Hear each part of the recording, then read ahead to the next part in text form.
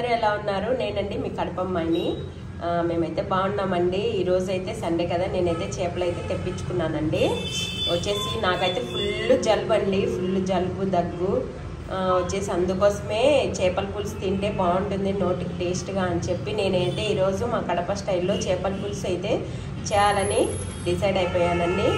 పుల్లగా కారం కారంగా బాగుంటుందండి నోటికి. అందుకోసమే ఈరోజు నేనైతే చేపలు అయితే తెప్పించేసుకున్నాను. ఇంకా ఫస్ట్ నేను ఎర్రగడ్డ, కరివేపాకు, టమాటా అయితే కట్ చేసి ఇలా పెట్టుకున్నానండి. చింతపండు నానబెట్టి ఈ విధంగా అయితే పెట్టేసుకున్నాను.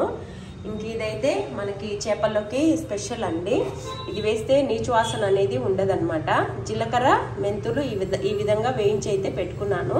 ఇదేంటంటే దంచుకోవాలండి. ఇప్పుడు మనము రోట్లో వేసుకొని అయితే దంచుకోవాలి ఈ విధంగా. దీంట్లో ఎలాంటి కొబ్బరి అలాగా ఏం వేయలేదండి నేను. ఎందుకోసం అంటే కొబ్బరి వేస్తే తీపి వస్తుంది కదా, ముందుగానే జలుబు చేసింది బాగోదేమో అని చెప్పి నేనైతే కొబ్బరి అయితే వేయలేదండి. ఇంక ఈ పొడి అయితే మనం దంచేసుకోవాలి బాగా మెత్తగా. ఈ పొడి మెరిగిన తర్వాత ఈ తెల్లగడ్డ అయితే వేసుకోవాలండి. దీని ద్వారానే మసాలాకి టేస్ట్ అనేది వస్తుందన్నమాట. దంచున్నాను. స్మెల్ అయితే సూపర్గా ఉందండి.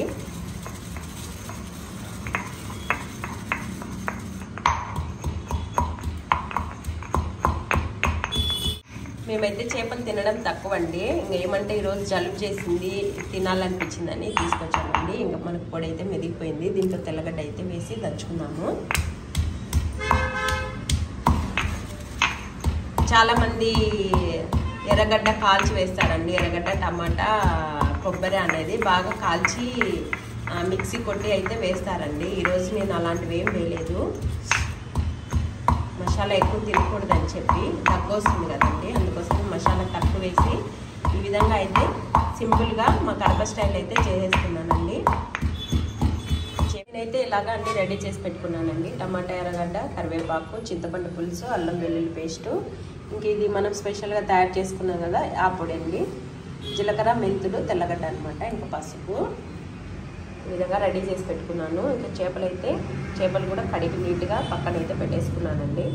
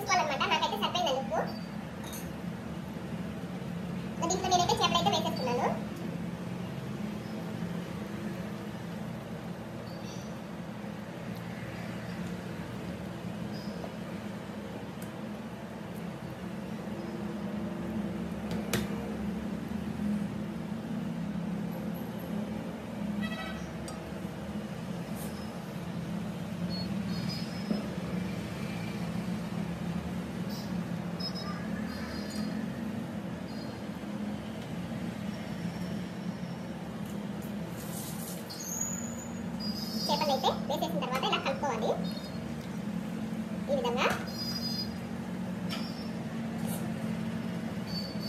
నేనేంటంటే నా ఒక్కదానికే కదండి, అందుకోసమే ఇలాగ తలకాయలు కొన్ని ముక్కలు అయితే వేసి ఈ విధంగా చేసుకున్నాను. ఇంక ఇవి ఉన్నాయన్నమాట. ఇవి వచ్చి నేను ఇంకా ఎప్పుడైనా ఇంకా మా పాప కోసం అయితే ఫ్రై అయితే చేస్తానండి, ఫ్రిడ్జ్లో పెట్టేసి. అది కూడా చూపిస్తాను. నా ఒకదానికి అయితే పులుసు ఎక్కువైపోతాయని ముక్కలు అయితే పక్కన తీసి పెట్టేశాను. ఇంకా నా కోసం అయితే ఇలాగా పులుసు అయితే చేసుకున్నానండి. చూడండి పులుసు అయితే ఉడుకుతుంది కదా. ఇప్పుడు మనము తయారు చేసుకున్నప్పుడు అయితే దీంట్లో వేసేస్తున్నాము. దీనివల్ల టేస్ట్ వస్తుందండి చేపల పులుసుకి. వేసేసి ఒకసారి ఇలాగా బాగా కలిపేస్తున్నాం. Smell వదండి mummy.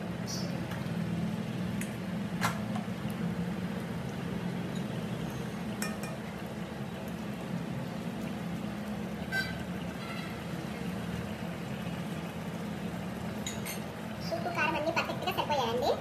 పుల్ల పుల్లగా కారం కారంగా చాలా బాగుంది టేస్ట్.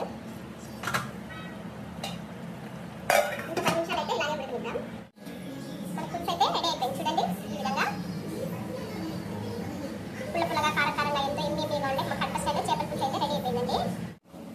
ఎంతో టేస్టీగా ఉంది. చూడండి కలర్ ఎంత బాగుందో. చేపల పులుసు అయితే రెడీ అయిపోయిందండి. చూడటానికే కదండి, టేస్ట్ కూడా అంతే బాగుందన్నమాట. సింపుల్గా ఎలాంటి మసాలాలు ఎక్కువ లేకుండా సింపుల్గా ఇలాగా చేపల పులుసు అయితే ఇంట్లో కూడా తయారు చేసి తిని చూడండి, చాలా బాగుంటుంది. చూడండి వేడి వేడిగా అన్నం, వేడి వేడిగా